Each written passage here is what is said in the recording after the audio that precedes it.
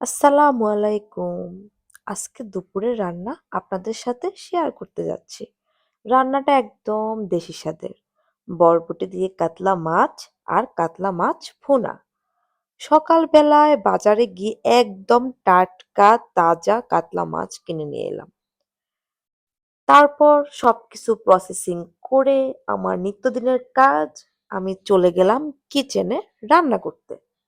একপাশে প্যানে আমি কাতলা মাছ দিয়ে দিলাম ফ্রাই হওয়ার জন্য, অন্য পাশে আমি বরবটি কষিয়ে ঢাকনা দিয়ে ঢেকে দিলাম। বরবটি কষানো শেষ, তার মধ্যে আমি পানি দিয়ে দিলাম, দিয়ে আবার ঢেকে দিলাম। এইদিকে আমার কাতলা মাছ প্রায় হয়ে গিয়েছে, তা তুলে নিলাম। আবার দিয়ে দিলাম অন্য যেগুলা আছে কাতলা মাছ, ওইগুলা দিয়ে দিলাম। অন্য পাশে আমি টমেটো দিয়ে দিলাম, দিয়ে আমি কাতলা মাছ দিয়ে তারপর তরকারিটাকে আবার ঢেকে দিব।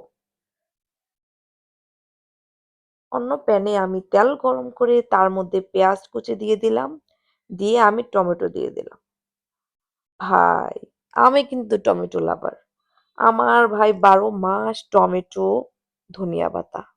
এটা ছাড়া আমার চলে না। চলে না মানে চলে না, এটা আমার লাগবে। ওই পাশে আমার বরবটি হয়ে গিয়েছে, তার মধ্যে আমি ধনিয়া পাতা, কাঁচামরিচ দিয়ে আবার ঢাকনা দিয়ে ঢেকে দিলাম। এই পাশে আমি কাতলা মাছ ভুনা করার জন্য আরকি, ওইটার জন্য আমি টমেটো, যে পেঁয়াজ এগুলোর মধ্যে রসুন বাটা দিয়ে দিলাম, জিরা বাটা, সকল মসলা দিয়ে আমি ভালো করে কষিয়ে পানি দিয়ে দিলাম। দিয়ে আমি তার মধ্যে দিয়ে দিলাম কাতলা মাছগুলোকে। দিয়ে আমি এটাকে আবার ঢেকে দিব। ঢেকে দিয়ে অলরেডি আমার কাতলা মাছ রান্না করা শেষ। তার মধ্যে আমি আমার ফেভারিট ধনিয়া পাতা, কাঁচামরিচ দিয়ে দিলাম। তারপর আমি এগুলো একটা সার্ভিং ডিশে সার্ভ করে নিব আমাদের দুপুরে খাওয়া-দাওয়া করার জন্য। Thanks for watching. এখন আমি চলে যাব ডাইনিং এ আমাদের দুপুরে খাওয়া-দাওয়া করার জন্য। Bye bye.